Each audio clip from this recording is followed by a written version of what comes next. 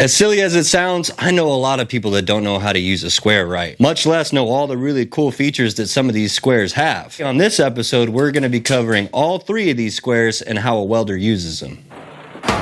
Now, the 3 squares that we're going to end up talking about today are going to be your framing square, your combo square, and your speed square, starting first with the framing square. Now, these framing squares can come in a few different sizes, right? These are the 2 that I carry most often, and they're pretty basic. It's just a 90-degree angle, which is really great for laying out 90-degree angles. And of course, also it's going to be awesome for checking to see if the material is square on outside corners like this, or maybe you're trying to figure out the end of a piece of pipe is square or a material square. It's great for making really long straight lines. It's really great for checking to make sure something's nice and flat when you set it on that surface. And knowing the width of the body and the tongue is really helpful if you want to try to make some evenly spaced out marks. This is about 1.5 inches and this is about 2 inches. So if you know that, then you can space out some 2-inch marks really easily. And of course, these smaller ones are going to have a little bit of a different dimension on that. So just know it going into it. There are plenty more uses to these framing squares, doing circles, finding centers. We're getting a little bit ahead of ourselves. Next up, we need to talk about the combo square.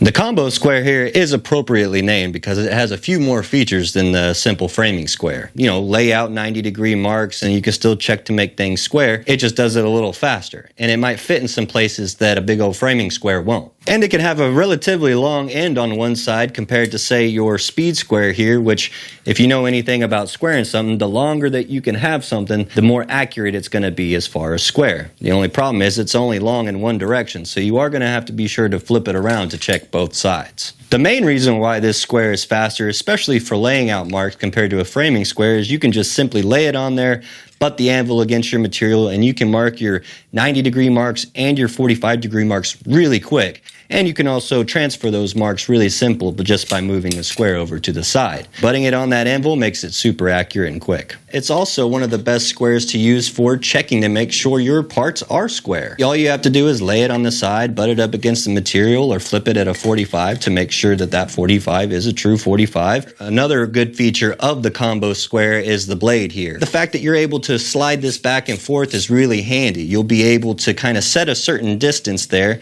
lock it in, and now you can use it to mark a line long ways down material. You know, you could do that with the speed square, but you don't have as many dimensions. Or you could use it as a depth gauge where you can set a certain distance or try to find a certain distance on a material from top to the bottom of the little ruler here, or the blade, or whatever you want to call it, which is something that those other 2 squares are not that great at. Another feature that the combo square has that the other 2 don't is this built-in level here. Now you can just go ahead and take the blade off and use this as kind of like a mini level for, you know, leveling smaller parts, somewhere where a big level wouldn't fit. Now don't trust it too much for being super accurate on very, very long sections. You should be getting a bigger level out for those things. And then lastly, the combo square here has a little scribe built into the end of almost all of them. And I've seen a few that didn't. Now this one here doesn't have a scribe in it, and this one here, you can see that little knob in the back, and you can pull it out, and then there you go. There you have it. That's your little scribe there. And you can use this for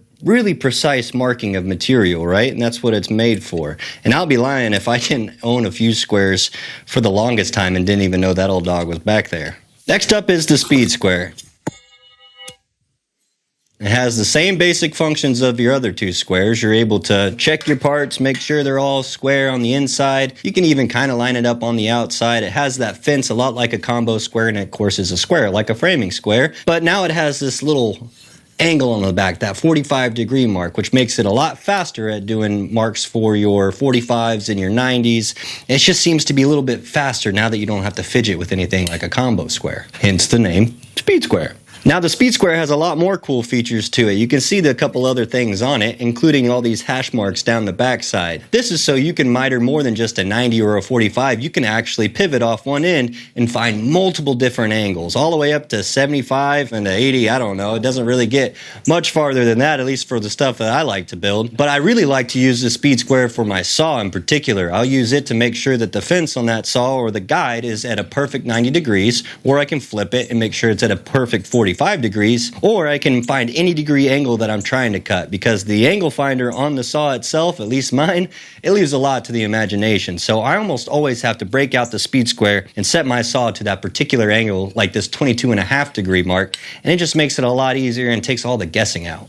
A little quick pro tip before we move on, as far as like mitering tubing in different directions, I use this all the time to make sure that I lay out those miters the right direction, because sometimes they're either going the same way or they're going the exact opposite way, or maybe I rolled that tube and now the miters are going completely different directions. So I always lay it out so I don't make the mistake of cutting it the wrong way and waste a whole piece of tube. If you look right here on this little section here, we've got these little scribe marks where little notches worked in, and they're about 1/4 of an inch apart. And what they're really made for is like the combo square where we're able to draw a long line lengthways. This one is a little bit faster at it. We don't have to set a dimension. It has them all marked at 1/4 inch. You just stick your marker in the notch, just move it back and forth, and you'll have whatever mark you move wherever that little notch is. The other neat little feature here is across the bottom. This is so you can quickly and evenly space out line. All you have to do is make your first line, and then you'll slide it along to the amount of spacing you need. This one has 3.5 inches, and if you need anything more, you might need a bigger square. This one goes up to 6.5 inches. All you do is make that first mark, slide it over, we'll say 2 inches for this example, and then once you have that mark lined up with 2, you make another. And then you slide it, make another, and then you slide it, make another. And you just can keep doing that until, well, viola. You've got a bunch of 2 inches apart lines evenly spaced all across whatever you're trying to do. Super handy little guys here. Again, that's why they call them the speed square. I'm going to have to admit, guys, I'm not as good as I once was. I could probably start a business on selling scrap, and I don't mean like scrap steel. I mean like grinding dust, the amount of welds that I go through grinding up. But the only thing that does hold up in this shop are the 3N Cubitron 3 products. I can't find a better grinding disc to put on my grinders. The fiber disc for beveling and weld removal, just so fast, faster than any rock that you've ever seen grind away a piece of material. And I love the swarf on the ground. It doesn't put the dust in the air. I can't holler enough about a fiber disc. You need to try those out. And then my next personal favorite is probably the Scotch-Brite wheel. The Scotch-Brite's great for rust removal. Anytime I see just a little bit of paint or schmutz or a little rust on something, I get kind of excited because I'm about to throw that Scotch-Brite on there. It's going to make things really silky smooth. And last but not least, the jack of all trades. Whether you're trying to get a little mill scale off, put a little bevel on something, knock a weld down, just make something a little shinier, flap disc. I don't care what grit you want. It'll do exactly what you thought it was supposed to do. Shout out to 3M Abrasives for keeping my life in order. Now, I would say in my professional career, most of the metal that I worked on is all the round stuff. I used to do a lot of pipe welding and pipe fabrication. And then here at the house, I did a lot more of the structural stuff. And I've picked up a trick or two in the past 15 years. The first trick is with the simple framing square. We're trying to find the top of a pipe and its immediate 90 degrees. All you have to do is set the edge of this old dog right on the pipe, and where you see the round radius of the pipe hit whatever tick mark on that there square, that's going to be half of that diameter. For example, this 4.5 inch pipe, if we set this on there, we can see right at the top and right on the side, it hits 2.25 on both sides, and there you have it. You have the top of the pipe and the 90 degree mark right there. And if you want to be a little bit more accurate, you can put a level on top, and now you don't need a centering head. You know, one of those center heads that sit on the top that you can punch to find zero. You can just use one of these little guys. The next trick is trying to quickly find the opposite directions of those 90s. I used to love doing this with my students because the first thing they would do when I told them to break a pipe up into quarters, they would get a pipe wrap and start measuring it, find the circumference, divide by 4, and then start doing all the measurements. You don't have to measure nothing, guys. Just take your speed square and your framing square and line it up just so that the 45 of that speed square hits the crotch of that there framing square, and then set it on the edge just like you did before, and that's going to shoot you right across to the other side. It's that easy. Just do exactly what you did and make that mark across. No math. Now, I know when you make those marks on the face of the pipe or the tube, it's likely that you're going to want to transfer those marks up to the side or on the walls of it. You can simply just take your speed square and take your piece of tube or pipe and just set it on there just like that. Kind of like a piece of angle iron. Sits it nice and nestled right where it needs to be, and you can make your straight mark right down it. And since we're on the subject of pipe fitting, I like to take a bigger framing square for the, bigger pipe sections. And then what you'll do is you'll set it right on the side of the pipe when you're trying to, say, square pipe to pipe. And you'll pull a measurement from the pipe to the heel and pipe to the tip of the body there. And then you can just make sure those measurements lined up and boom, you're square. I'll also use a speed square in combination with my framing square. I think the longer the better. When it comes to squaring flanges and fittings and things along that nature, you'll just take both of these squares. It's likely you're going to need an extra set of hands. Get them on the side or the top or wherever they need to be, and then same trick, you'll take a tape measure, pull the measurement, one square to the other, and make sure they match. You can pick any number on there. It doesn't really matter. You just got to make sure they match. I'll do the same thing for structural parts too. We'll go ahead and take a framing square, set it down, and then put the speed square on the other side. Really, you can use whatever square you want, and then you just slide it back and forth and make sure those numbers match. And then there you have it, square. Another nifty trick you can do with the speed square is combine it with what's called a plumb bob.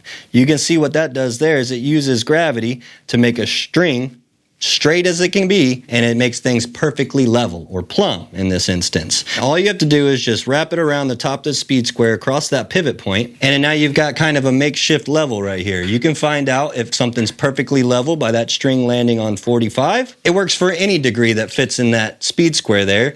You just set it on top, and now you have a degree finder or a level. Another really handy combination for laying out things like centers of circles is your framing square and your speed square. We're going to do kind of the same thing we did to find the opposite ends on a tube. We're going to make sure that speed square is lined up with the framing square, and then we can make our mark all the way across, or at least in this case, a little bit past halfway. And we can do that a couple times, and you're going to find pretty much spot on right where center is going to be without doing a lick of math. And in pipe fitting, there's often times where you had to lay out your own flanges, and you can use pretty much the same trick. The only difference is now you got to find a radius to break it up into, say, 8 even sections. So we're going to have our square here. We're going to line it up just as we did before, but I need to make it all the way across. So I'm going to take another framing square and lay it right where I need to so that everything is nice and straight. Pull it away, make my line all the way across. Now all we have to do is pull a measurement to find out what the diameter is, cut that in half to find our radius. And this is an 18-inch circle, so my radius ends up being 9 inches.